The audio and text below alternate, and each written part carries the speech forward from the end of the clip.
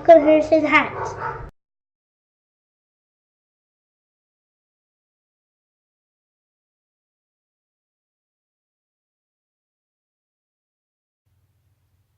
Hey guys, welcome back to Harrison Hacks. I'm going to do another pickups video for you today, but to start this video off, I wanted to unbox the Retro 2600 controller. This is made by RetroBit and it's for the Atari 2600. So I'll just give you a little view of the box there. Compatible with the Atari 2600 6-foot cable, similar joystick and single button layout based on the original design. So let's go ahead and pop this open. I've already opened this one before, and this one's still sealed, so I'll just set that aside, but they're the exact same thing.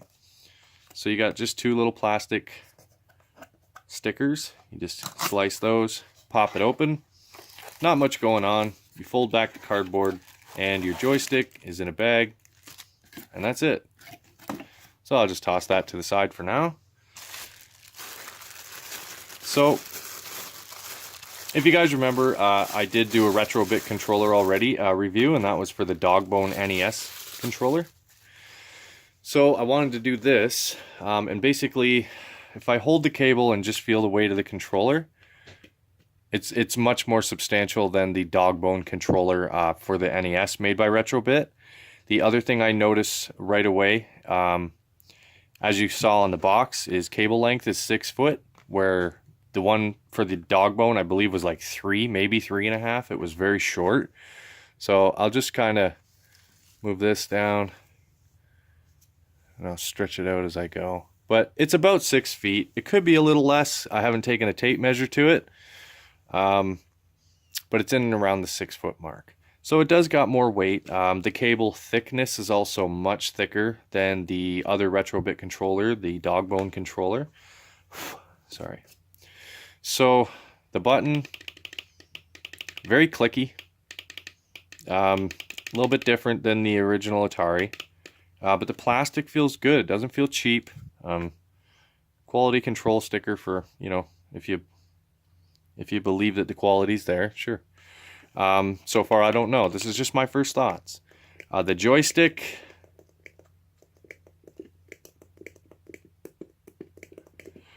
well, it's really,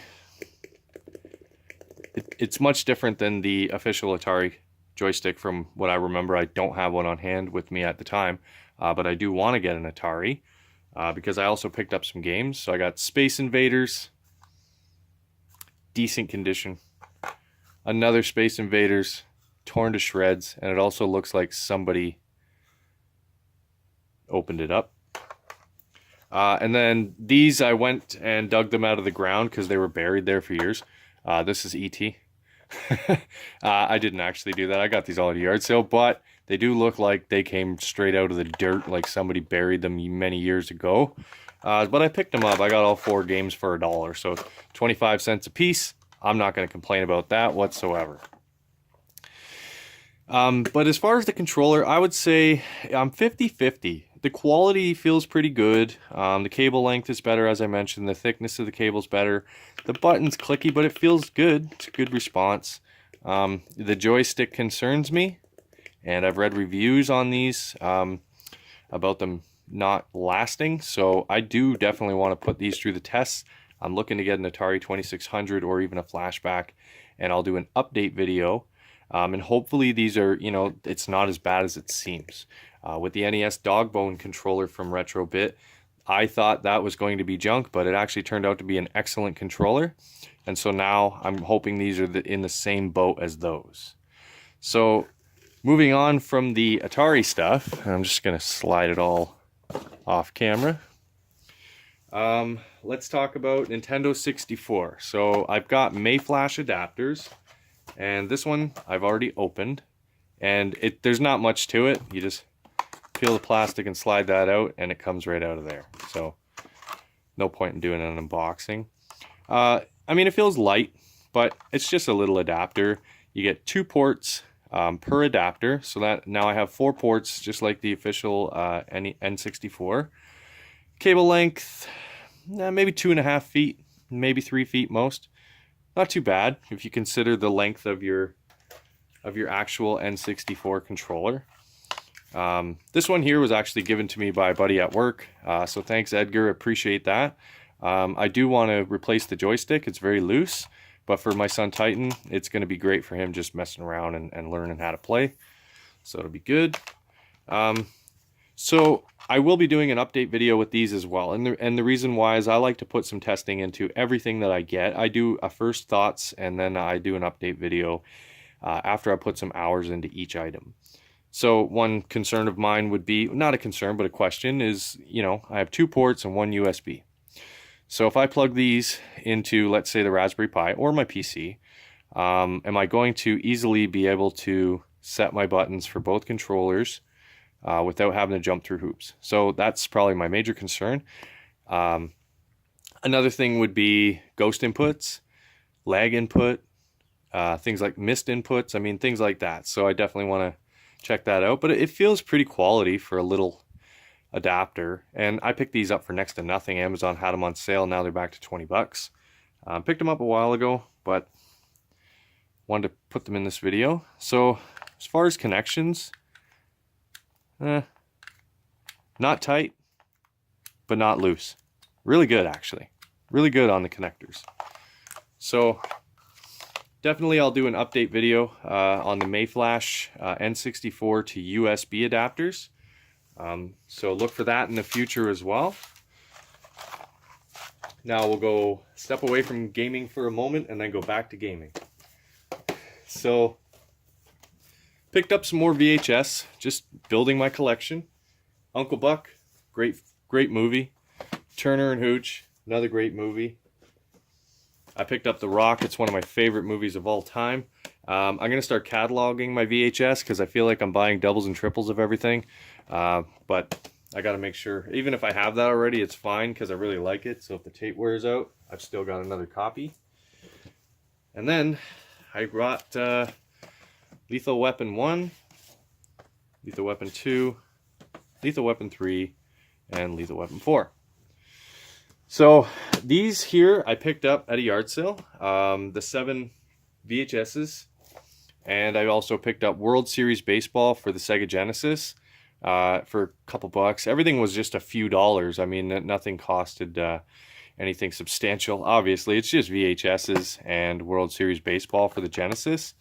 If you guys watched one of my previous pickup videos, you know that I picked up 2 Sega Genesis with my NES. I actually got them thrown in for free, which is pretty sweet. Oh, sorry, I hit the camera there, guys.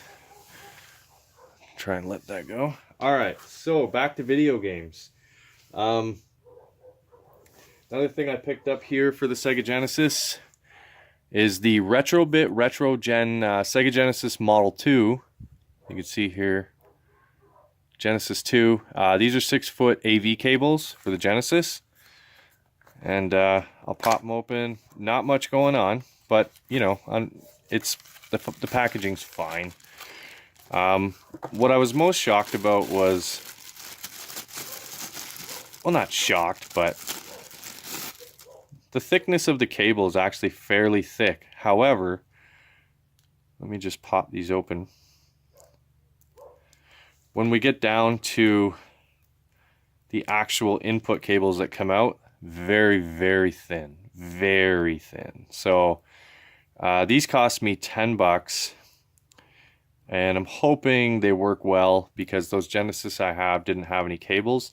And the power supply is also going to be a RetroBit power supply that's coming for the Genesis. It's not here yet. It was supposed to be here yesterday, but it's not in the mailbox yet. So hopefully that gets here soon.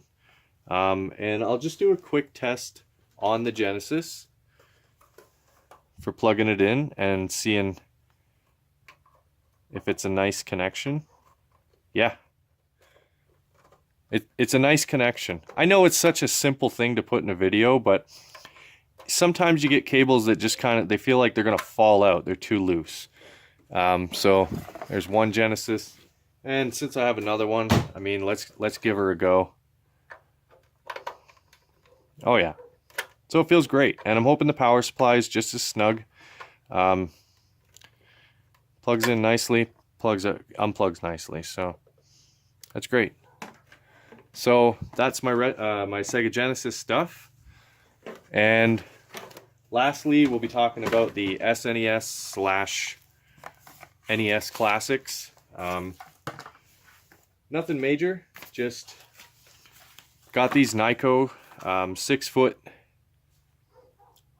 cable length extensions, and I thought, you know what, I think I paid $4 a shot, or maybe even 3 and change, but picked up 2 of them. Great to have. And what I'll do is get one opened up